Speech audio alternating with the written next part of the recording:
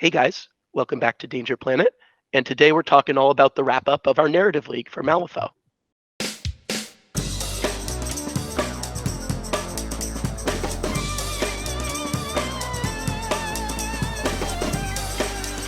Hey guys, this is Doug. Welcome back to Danger Planet. I'm here as always with Brandon and a very, very esteemed guest, Mr. Dice. Dice, say hello to the good people of the internet. Hey. And today, the three of us are going to wrap up the narrative league. We're basically going to thank everybody for participating, go over kind of some of our closing thoughts, and at the very end, we're going to spoil the much anticipated prize for all of the folks that participated in the narrative league. So I think with that, best place to start is at the beginning. The man, the mastermind behind all of this, Mr. Dice, why don't you give us a little bit of context on kind of how it was to develop the narrative league for you, thoughts on developing this narrative, and any call outs or any special thoughts you might have now that we've finally wrapped this whole thing up? Yeah, so first off, I want to thank everybody who kind of followed along and watched the videos every week. This was a super interesting experience. I had a ton of fun putting it all together. I'm used to sort of relaying the existing lore to people and sort of teaching people about the lore, but kind of stepping in and writing my own lore was a really unique experience. It's the first time I've really done anything like this. Thanks to you guys at the Danger Planet for partnering up. This has been a blast. Yeah. I think I'm really happy with how the narrative came out. It was a really interesting challenge to sort of have to change and react and adapt the story to the twists and turns of the results every week, because, obviously the results were coming in hot. We were getting them, we were closing off the results on the Sunday, and then I was trying to have the video up by the Friday. So, there was a few times where the Outcast came back and made a big push, and then I think the Explorers had their own big push, and it was kind of touch and go. So it was really interesting to try to adapt the story to those different twists and turns, and then sort of wrap it up all at the end, where we all saw that the good guys, the Arcanists, ended up taking the trophy home, which is exactly what I had planned the entire time. Yeah, can confirm. He did actually plan this from the beginning. I didn't manipulate the numbers. I've been accused. No. Jeff didn't manipulate the numbers. That's crazy. He paid me to do it. Jeff didn't manipulate the numbers. It was me, Brandon Lane. I did it. Jeff, you're right. One of the things I was thinking about this whole time is how flexible you needed to be from a narrative development perspective, and how hard that must have been to basically have an ongoing story in your brain, but every time a session ended, you basically needed to come up with a new direction, which I thought was really cool and interesting. So yeah, it was definitely an interesting challenge. I think we sort of planned it from the beginning, and you guys obviously gave me a lot of feedback on that stuff, and when we were discussing this early stages of this, but we sort of planned it in a way that the narrative was established in a way that it could be very reactive, right? We had this sort of overall story, and there was all the 8 different players sort of trying to find this thing that Ramos had left behind. So it kind of gave us the flexibility to adapt based on who was winning, who was making more progress towards finding it, and then ultimately who got their hands on it and sort of took control of it at the end. But it was a super interesting challenge. It was a ton of fun to do. I really enjoyed watching you guys wrap up videos, kind of talking about the actual results from the league. And again, thanks to everyone who followed along and watched the videos and commented and kind of gave me feedback on what they liked, what they didn't like, whether Jib was going to keep his hands or not. It was super touch and go. Well, we had the easy job. We were just taking data and showing people the results. You had the fully creative responsibility of having to make a coherent story out of the mess we were presenting you with. So I think you did a great job.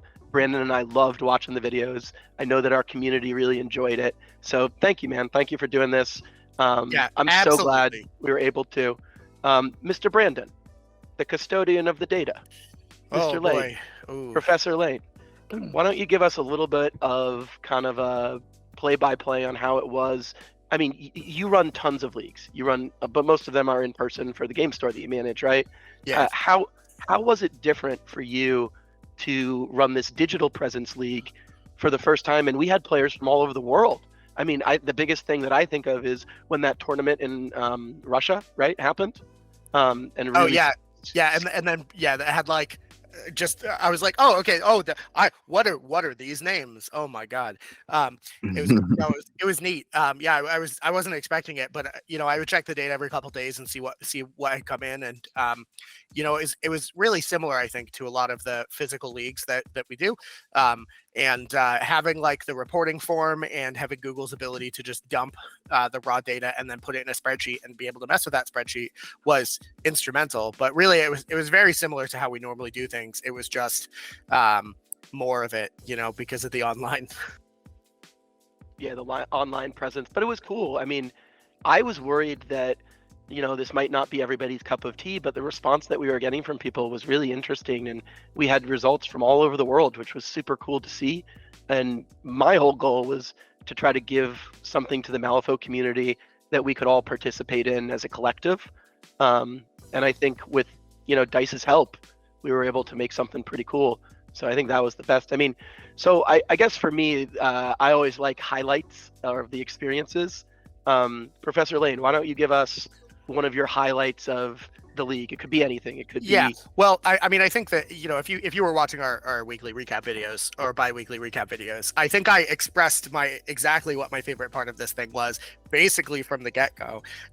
One of the ideas that we had, because it wasn't something that I could have physically have been there to witness for each game, is to have a little bit like, hey, tell us a bit about your game. Was there anything cool that happened?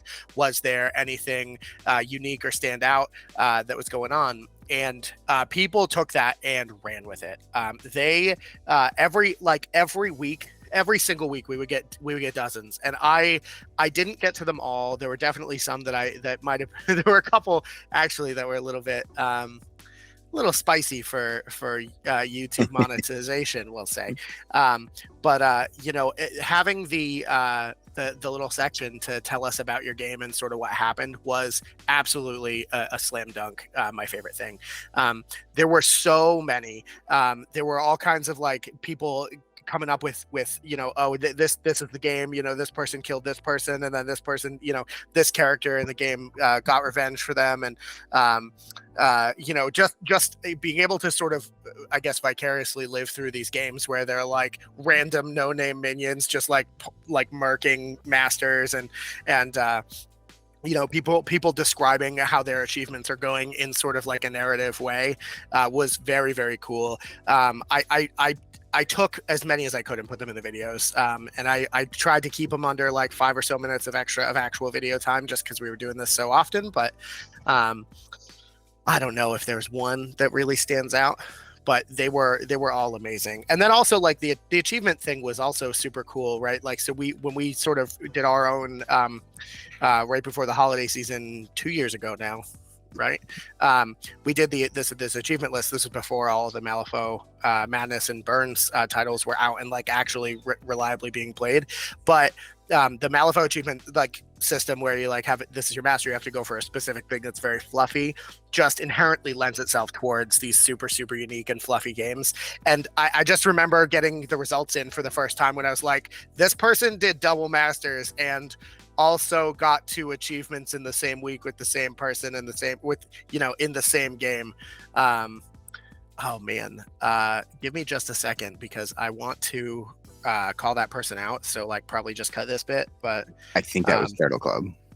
I want to say it wasn't though. Hold on one second, because okay, it is gonna be Turtle Club. God damn it. I know Turtle Club did it, but I think Turtle Club did it in session 7. But I want to say it was like Tyler. Oh, yeah, Tyler had a lot of them. It might have been Tyler, too. Yeah, he was the other one that got like a ton of achievements. Yeah, Tyler kicked ass in the achievement area. I think at one point, Turtle Club and Tyler were like kind of battling it out for top achievement ranks, which was super cool to see. Yeah. Like a very healthy, fun competition. And I was talking to Turtle, and he was like, I'm kind of out of masters. I don't know what else to do. Yeah. The best part was like, oh man, I did all the achievements. And we saw all kinds of cool achievements, right? We saw, I think Explorer Society ended up with the most achievement firsts. I didn't actually tally total overall gotten achievements because people were reporting achievements they got. The thing that I really focused on was firsts.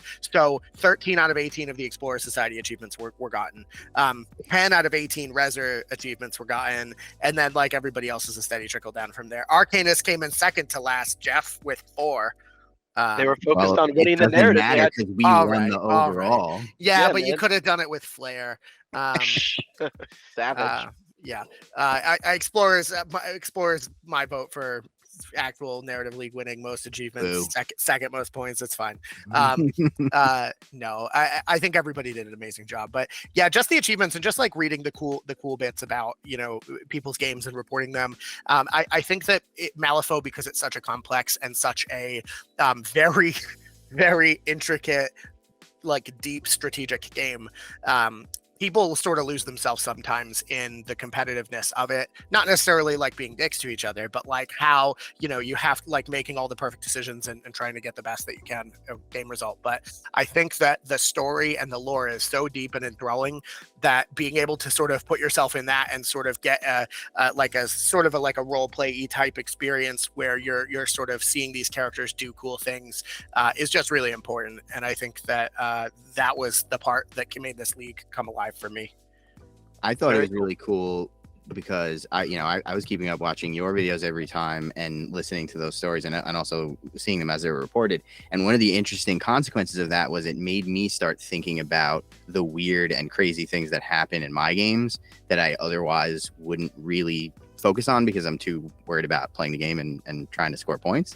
Yeah. Because when I was reporting my games, I was like, oh, what was that weird thing that happened on turn 2? Oh, you know, my opponent threw one of his models all the way up the field and then he killed one of my models and I came, you know, all the weird thing, like weird interactions with the jokers and all those different things. So it made me very aware of those things. And now, even though I'm not reporting the games anymore, I'm still thinking about those a lot more than I was before. So it was really cool.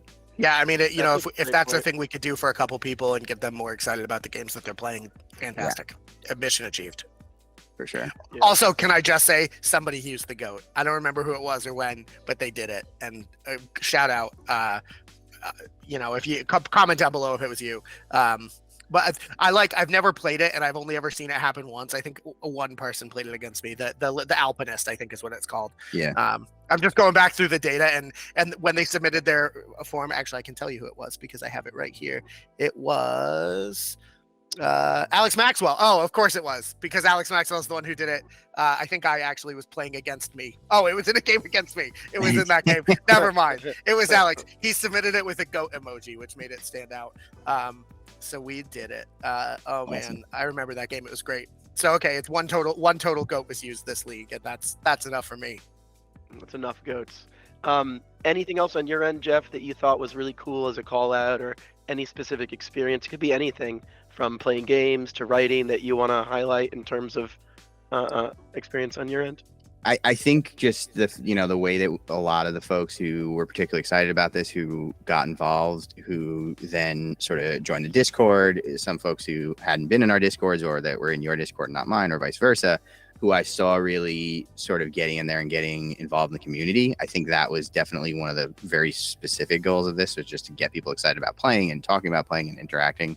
And I was really excited to see a lot of that happening. A lot of those folks are still around and are still, the momentum is still going. You know, just because the league ended doesn't mean we can't stop playing and can't stop doing all these things. So I think that's probably my favorite thing about all this, is just seeing more people, more names that I know, more people coming in and chatting about the games they're playing and being excited about painting and getting models on the table. So shout outs to all of those people, everybody who got involved, and thanks. This was a ton of fun. Yeah, you stole my thunder, Mr. Dice. Oh, my bad. Same thing. How dare you have a spicy take? That's also a good take. How dare you do that? All right, cut my part out and just dug over it. I was going to say the same thing. Basically, the thing that I was most excited about was just the fact that this was a chance for a community that's spread out across a lot of different countries and a lot of different geographic areas to feel like they were linked together and have a communal experience and be able to talk about, you know, the same thing for once, right? Someone in Europe versus someone stateside versus someone in Canada versus maybe someone on the APAC continent. And they're all kind of enjoying the same game experience together. And I think in a game system like Malifaux, that's extra meaningful because, let's be frank with one another, this is not James Workshop 40,000 Maliafux, right? This is not like a game that is that widely spread. And so Malifaux is a small but very passionate community And the thing that I thought was so amazing was that it was ability for all of us to kind of have a shared communal experience, and a really positive one. And we could cross pollinate across different discords and introduce each other to new friends. And like you said, Jeff, just because the narrative league this time ended, it doesn't mean that those people don't have new friends or aren't parts of new communities anymore. And that was kind of, at least for me, the goal. And I know that that was a big goal for you, because when we first talked about doing this, that was something that came up a lot between, the conversation between Defective Dice and Danger Planet. I know that was a big goal for both of us, right? Yeah, for sure. Yeah. And so with that, guys, I wanted to thank everyone, the community at large, the folks who participated, the absolute all-stars who were jamming away and battling for achievements. As a result of this success, you guys will see more efforts like this from kind of the brain trust of the Dice channel and the Planet channel. And without further ado, I wanted to kind of pull the curtain and show you guys what we're going to be giving back to the community as a prize. Now, initially when we had talked, we were just going to distribute this to the folks that had played in the Digital Narrative League, but by virtue of wanting to give something back to the Malifaux community at large, we're actually just going to make this publicly accessible to anyone that wants it. And the big thing here is going to be a high-end STL file of a custom Malifaux trophy that I had commissioned a little while ago along with Mr. Dice, and that we wanted to present jointly as a thank you to everyone that participated in the Malifaux League, to everyone that plays Malifaux, and to, quite frankly, anyone that's just passionate about it. So you can see as we're talking here, guys, you can see the trophy itself. It's got an image of the imp on it, features the Malifaux M3E logo, and then also on the periphery, you've got all the different faction symbols. Now, this is going to be hosted on Thingiverse. We'll also give, Jeff will also put up a file on his Discord. We will also put up a file on our Discord. And so you can come and find it. It's freely available, freely downloadable. Feel free to mod it. There's a section on the bottom of the trophy where you can, if you are like a TO and you're using this as a giveaway, you can put your custom name of whatever your event is down there. And I would say use it with, our compliments here. And, I don't really have much else on my end to close out other than just to say thank you at large to the community. Thank you for supporting us as we went through this. This was a very new experimental thing that Brandon and I had wanted to do, and Jeff was kind enough to actually make happen. Because without Jeff and without Defective Dice, we would not have had the actual narrative that makes up the Narrative League. So thank you, Mr. Dice. It was a pleasure to work with you, my friend. I'm so glad that, did we just become best friends, right? I'm so my glad. gosh, no, we did. It's great. We became best friends a while ago. It was not just but thank you guys as well. This is a blast. Yeah, so I guess that's all I really have on this. So take a look, guys. We're going to post the file here. It's going to be all over. If you want access to this, I'm sure people will mod this thing and you'll see it all over the place. But this is our love letter, our collective love letter to the Malifaux community. And I guess with that, I'll let you two guys close it out. Brandon, do you have any closing last thoughts on this thing? In terms of parting words for the internet? Oh, yeah, Mr. Lane? I do. Yeah, it helps if I unmute myself. Yeah, so this was great. This was like running a local game store, Malifaux League, where we had dozens and dozens and dozens of players reporting games every week and playing all the time. I hope that this is something that we have the time and chance to do again. It was a super awesome time. I had a great time doing every single step of it, and I can't wait to see what we do next. Perfect. And you're going to bring us out, you're going to close us out here, Mr. Dice. Any final thoughts for the internet? Oh man, that's a lot of pressure. I believe in you. I'm going to say sometimes good things happen, and this was one of them. So thanks. Awesome. All right. Well, I guess the last thing to do is to say goodbye to the internet. So goodbye, Mr. Internet. Say goodbye to the internet, Mr. Dice. Bye, internet. Say goodbye to the internet, Mr. Lane. No, never. It'll never go. I'll never stop. Keep an eye on the Defective Dice channel. Keep an eye on Danger Planet, and you're going to be seeing more stuff like this from us in the future. And thanks for doing this, guys. Guys being, the internet. and we'll see you next time.